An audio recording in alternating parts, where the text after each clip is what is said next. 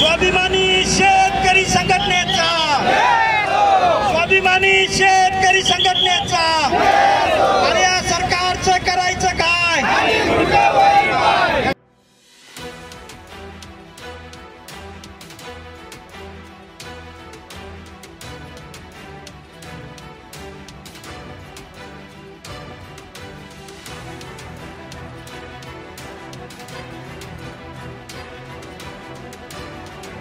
होणारे 128 कोटी मंजूर करून शेतकऱ्याला, महाराष्ट्रातल्या आणि जिल्ह्यातल्या शेतकऱ्याच्या तोंडाला पानं पुसण्याचं काम या सरकारनं केलेलं आहे।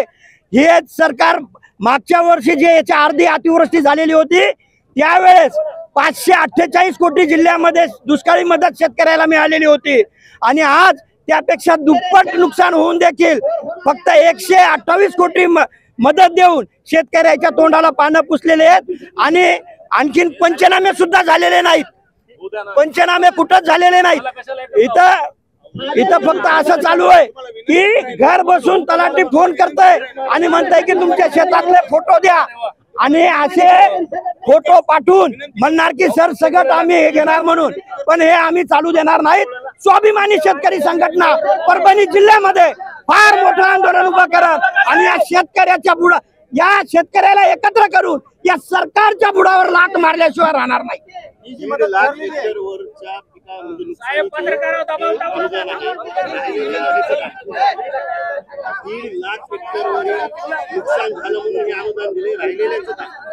हे अनुदान अत्यंत धूळफेक पद्धतीने झालेलं आहे। अद्याप ही पंचनामे झालेले नाहीत। अतिवृष्टी जून, जुलै, ऑगस्ट आणि सप्टेंबर मध्येही चालू आहे। पंचनाम्याला कोणीही गेलेलं नाही। मोगम म्हणत आहेत की आम्ही पैसे द्यायलो म्हणून। आता आम्ही प्रशासनाला सांगितलं कोण्या तालुक्यात किती गावामध्ये अतिवृष्टी झाली, पंचनामे किती झाले आणि किती शेतकऱ्यांना मदत मिळणार आहे यांच्याकडे कुठलाही आकडा नाही, काही संख्येवारी नाही। फक्त ही मदत आली ना आम्ही आता शेतकऱ्याला देऊ, हे सगळं धूळफेक आहे। हे आंधळ पीठ दळतंय आणि कुत्र खातंय अशी अवस्था या सरकारची झालेली आहे। फडणवीसांनी शेतकऱ्याच्या जखमेवर मीठ तोडण्याचं काम केलेलं आहे। मला सांगा 1.5 लाख हेक्टरवर नुकसान झालंय असं जिल्ह्यानं अहवाल मुख्यमंत्र्यांकडे पाठवला राज्याकडे, मग हा खोटा आहे का? हा अहवाल पूर्णपणे खोटा आहे। 1.5 लाखापेक्षाही जास्त नुकसान झालेलं आहे। मागच्या वर्षीच्या तुलनेत या वर्षी दुपटीनं नुकसान झालेलं आहे, परंतु यांना त्याचं गांभीर्य नाही। कोणी पंचनाम्याला जात नाहीत। जिल्हाधिकाऱ्याला बोलायला गेलं तर ते व्यवस्थित रिस्पॉन्स देत नाहीत। शेतकऱ्यांना आपलं दुखणं मांडायचं कोणाकडे, रस्त्यावर उतरायला गेलं तर पोलीसवाले राडवाडवी करायले। अरे हे सरकार आहे का काय? हे चालणार नाही। स्वाभिमानी शेतकरी संघटना हे सहन करणार नाही। परभणी जिल्ह्यामधून ठिणगी पडलेली आहे। संपूर्ण महाराष्ट्रामध्ये ही वनवा पेटल्याशिवाय राहणार नाही। शेतकऱ्याला भरगच्च मदत करावं लागेल आणि आमच्या पीक विम्यात केलेला बदल हे तात्काळ दुरुस्त करून सुरू करावं लागेल, हे महत्वाचं आहे। पालकमंत्री म्हणतात की आम्ही जर भरीव मदत दिली, काल त्यांनी व्हिडिओ जाहीर केला सोशल मीडियावर, मुख्यमंत्र्यांचे आभार मानले। हे आमचं दुर्दैव आहे की जिल्ह्याच्या पालकमंत्री भेटून देखील परभणी जिल्ह्यातल्या शेतकऱ्याला भरीव मदत झालेली नाही। त्या कुठेही बांधावर जाऊन त्यांनी बघितलेले नाही की काय परिस्थिती आहे। ते फक्त तालुक्यावर जाऊन कार्यकर्त्यांनाच विचारत आहेत आणि जिल्हा परिषदच्या तयारी करत आहेत निवडणुकीच्या। यांना पुढच्या शेतकऱ्याचं नुकसान झालेल्याचं गांभीर्य नाही, म्हणून ही अत्यंत जिल्ह्यातल्या शेतकऱ्याची दुर्दैवाची गोष्ट आहे। आमच्या मते आमची मागणी रास्त आहे की शेतकऱ्यांना 1 हेक्टरी 35,000 रुपये तात्काळ मदत करा।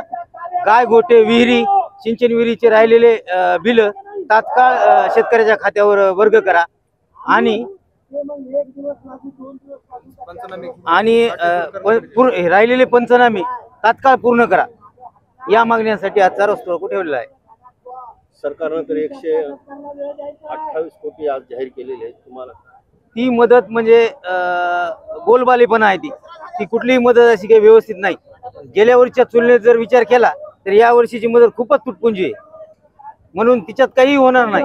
आणि थोडं मिसमॅच मॅसेज देतात की आम्ही सरसकट देतो, कोणी सरसकट म्हणतंय। मग बाधित शेतकरी जर सरसकट घ्यायचे असेल तर त्याला त्याची आकडेवारी घ्यावा लागेल, त्याची नुकसान घ्यावा लागेल, असा कुठलाही त्याचा निकष नाही।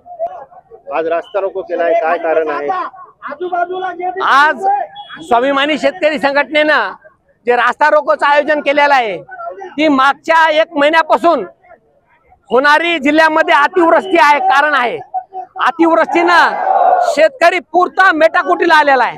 त्याची परिस्थिती फक्त आता दोरी घेण्यापुरतीच जिवंत राहिले. शेताकडे चक्कर मारली तर आत्महत्या करण्याचे विचार शेतकऱ्याच्या मनात घोळत आहेत.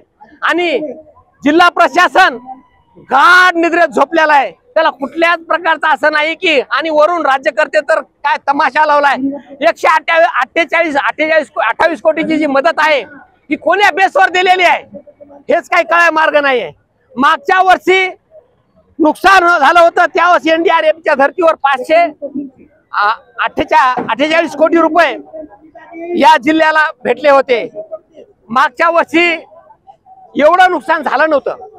पण या वर्षी शेतकऱ्याची अशी परिस्थिती आहे की कापसाचे बोंड पुरते नसलेले आहेत आणि उभ्या सोयाबीनला मोड फुटलेले आहेत. म्हणजे जे हिरवं दिसतंय ते सुद्धा काढल्यानंतर काही येणार नाही त्याच्या हातामध्ये. तरी पण राज्य शासन आणि विशेषतः फडणवीस साहेब का असा अत्याचार आणि अतिरेक करत आहेत ते काही लक्षात येत नाहीये. मागच्या वर्षी निवडणुका होत्या म्हणून मदत दिली होती का? हा, तसं तर वाटतंयच ना. कारण की शेतकऱ्याच्या लेकराला लाचार करण्याचं धोरण हे फडणवीस साहेब अवलंबत आहेत. मागच्या वेळेस लाडकी बहीण काढली, ज्याची गरज नव्हती, मागितली नव्हती. इलेक्शन असलं की राज्यकर्त्यांना मदत कशी करून कशी नाही करू आणि शेतकऱ्याच्या लेकराला लाचार कसं करायचं हे धोरण या राज्यकर्त्यांनी अवलंबलेलं आहे. आणि त्याच्यामुळं आज दिवसेंदिवस आमच्या आत्महत्येचं प्रमाण वाढत आहे. शेताकडे गेलेला बाप घरी येत नाही, तो तिथं दोरी लावून भास घेतो. साहेब, कुठंतरी फडणवीस साहेब विचार करा. आज ही जी वेळ आमच्या आलेली आहे ती हे फक्त तुमच्या धोरणामुळे आलेली आहे. तुम्ही जे भावाचं माप मारता ते कुठंच मारलं जात नाही. निदान शेतकऱ्याला खर्चावर आधारित भाव जो मागितला जातो तो आता कुठंतरी पूर्ण करण्याची वेळ येते. पण राज्य शासनाचं असं धोरण आहे की जी काही मदत आहे ती अशी द्यायची की भीक द्यायची. म्हणजे आपण शेतकऱ्याला कष्टकरी न समजता एखादा भिकारी समजतो, त्याच्यापेक्षा तोकडी मदत हे राज्य शासन करत आहे.